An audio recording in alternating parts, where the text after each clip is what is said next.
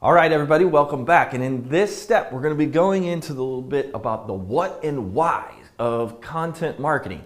And here's the first thing to understand.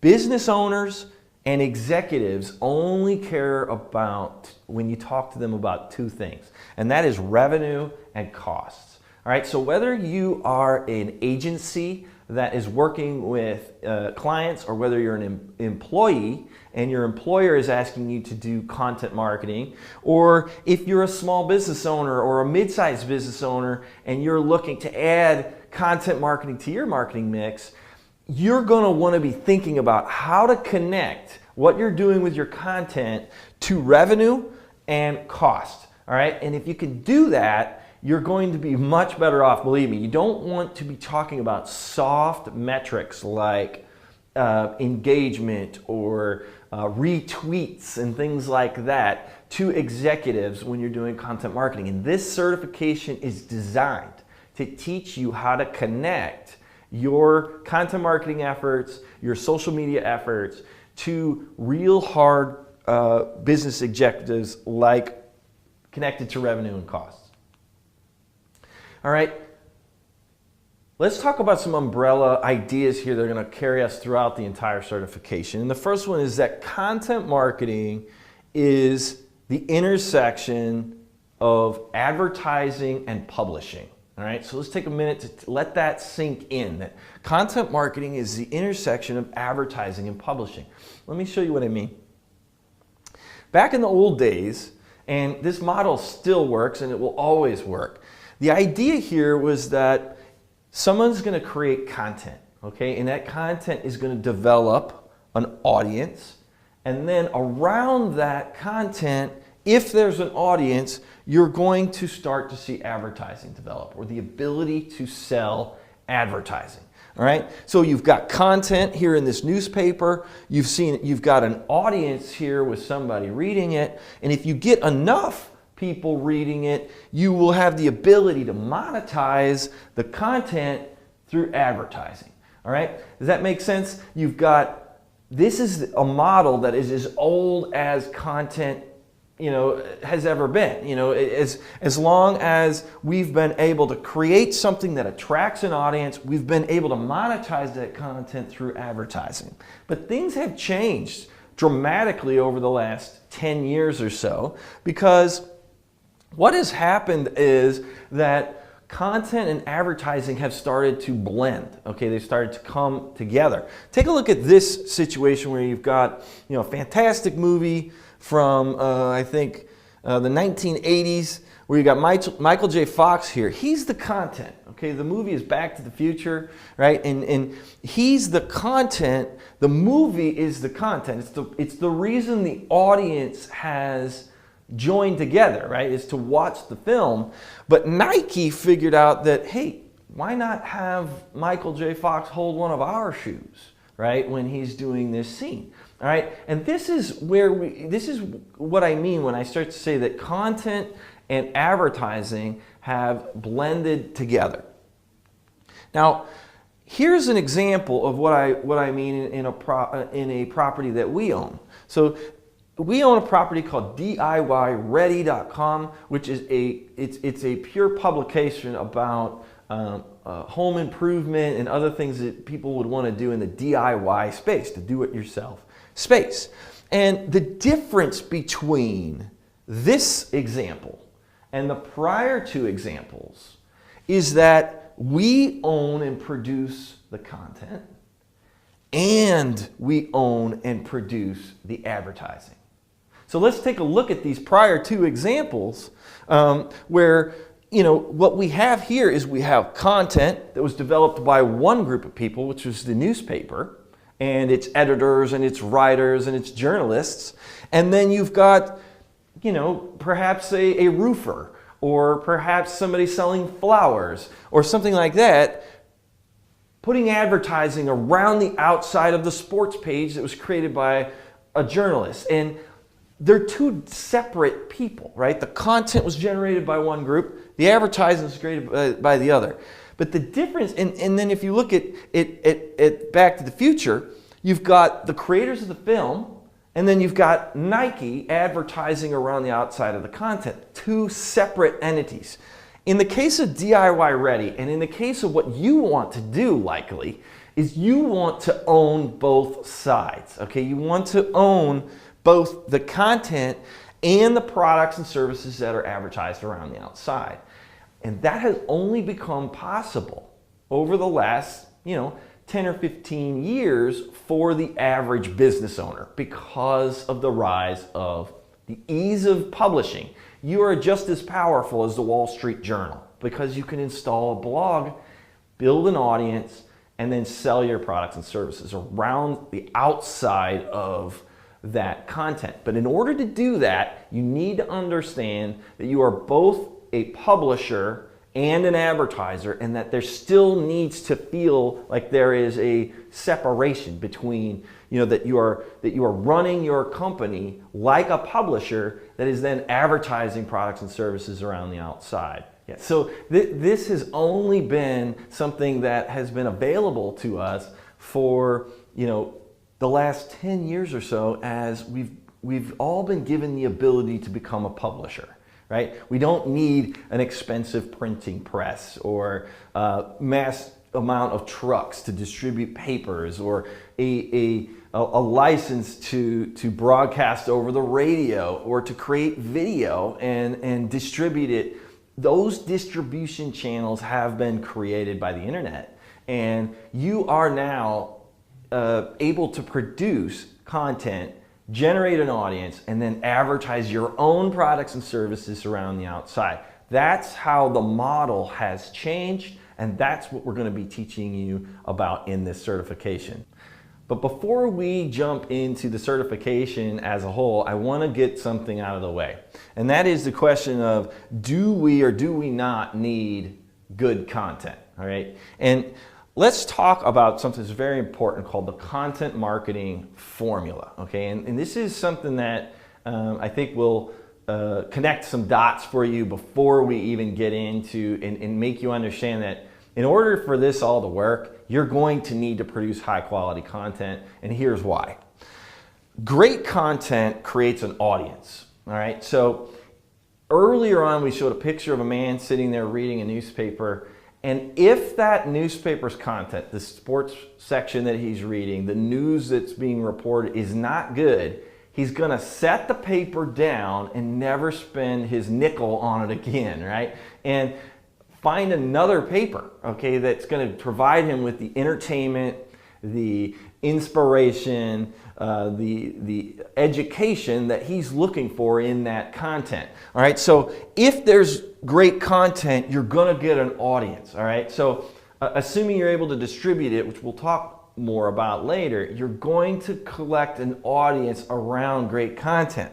Now, when you create an audience, you create the opportunity to advertise. All right, so anywhere people gather, and maybe you've gotten sick of this as you've gone on in your life, right? Where you find that any place that anybody gathers, you're going to see advertising. If you go to the ballpark to watch a baseball game, you're going to see ads around the ballpark. Why? Because you've got an audience there, all right? You've got content out there on the field, hitting the ball, catching the ball, throwing the ball, and around the outside of that content, you've got advertising, all right?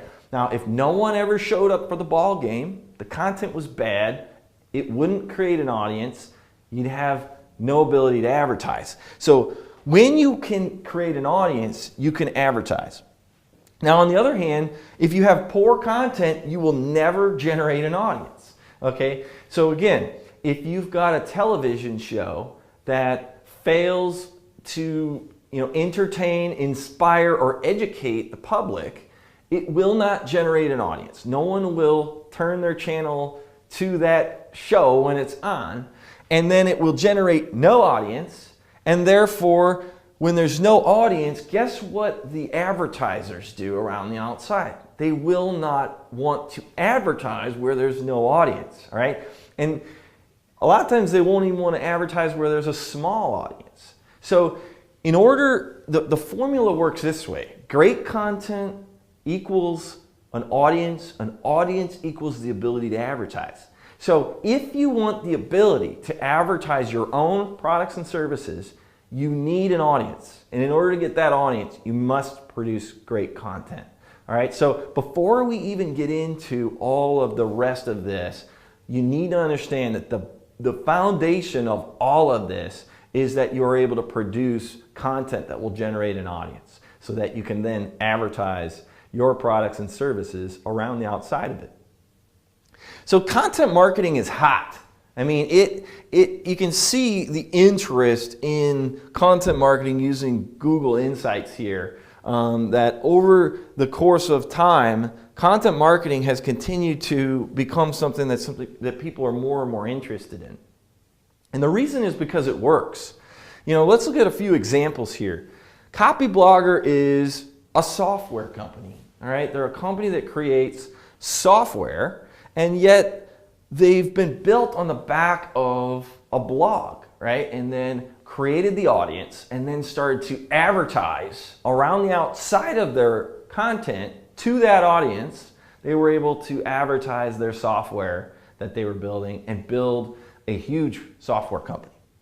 All right, while McDonald's is indeed a hamburger company, right? They sell hamburgers and French fries and Cokes. They're also a publisher, right? They also publish content. They have a very good content strategy in place right now, trying to sort of battle against the negative things that are said about their brand in terms of being out of touch and certainly responsible for a lot of obesity and things like that. They're using content marketing, and they're becoming a publisher to sort of guide the conversation about their brand. Now, Cordell & Cordell is a family attorney firm, right? They are hired to conduct divorces and child custody cases and things like that, but they're also a publisher, right? They have a site called dadsdivorce.com, which provides content in the way that a publisher traditionally would about family law, and around the outside of it, they sell those services. So remember, they own both sides. They own the content and the advertising. And this is a fantastic model to look at. Now, Lowe's is a home improvement company, right? They sell bricks and mortar, right? They sell ladders and screwdrivers, but they're also a tremendous publisher, right? Their content strategy is at work in all social channels on their website and doing a lot of work. So, here you see a YouTube channel here with videos like 7 tips to picking painting colors, right? They have tons and tons of content like this. So Lowe's is not only somebody that sells home improvement products, they're also a publisher, right? So Survival Life is one of our properties in the survival and prepper market. And while they are a company that sells things like training and physical products to people that want to prepare for natural disasters and things like that, they are also a publisher. You can see that here we've got a piece of content called 50 Survival Tips from Pop Culture, right? And you've got your editor right here named Above Average Joe. This company functions as a publisher and then sells products and services through advertising around the outside of that content to the audience that they've generated. All right, so these are all media companies, right? These companies, McDonald's, Lowe's, all the examples that we've given are not just hamburger companies or home improvement companies or family law companies. They are also media properties. They are media companies, and so are you, right? Those that want to survive today in the digital marketing scene need to start thinking about their company as a media property. Now, what is media, right? So if we're going to talk about media in this certification, it bears putting a definition on it. And so the way that we define media here at Digital Marketer is media is anything that aggregates the attention of a definable market segment. That's a key part of this definition. It aggregates attention of a definable market segment into a specific location at a specific time. In other words, media is anything that can direct the attention of a specific segment of people to anything that it would like at any time. All right? So Harley Davidson is media, right? When Harley Davidson puts out, obviously they're the American motorcycle company and known for creating motorcycles. But if they wanted to get into, say, the barbecue sauce business, they could do that, and they could, as we define here, aggregate attention of a definable segment wherever they would like. All right, notice how Apple is media, right? They are able to direct the attention of a specific market segment, so I am part of their market segment. I'm an early adopter of technology. I like clean design and good usability. And I like Apple's products, and they're able to direct my attention and the attention of millions of other people to anything they want at any time. All right? If they want to get into the watch business, they are able to say, which they've already done, they are able to aggregate that attention and direct it towards a new product. That is media. Rumors are around that they're going to get into the automobile business, right? That they're going to produce an Apple car, right? And why not, right? Somebody like me that would appreciate the clean design and usability and just wants to be a part of anything Apple is going to be directed at least into looking at an Apple car. All right? In the next video, we're going to be taking a look at how to put together that definable market segment. Remember that the idea behind media is that we are able to define a segment of the market, and then we're able to aggregate that attention in any way we would like. And so in order to do that, we need to create a customer avatar, and we'll do that in the next video. We'll see you there.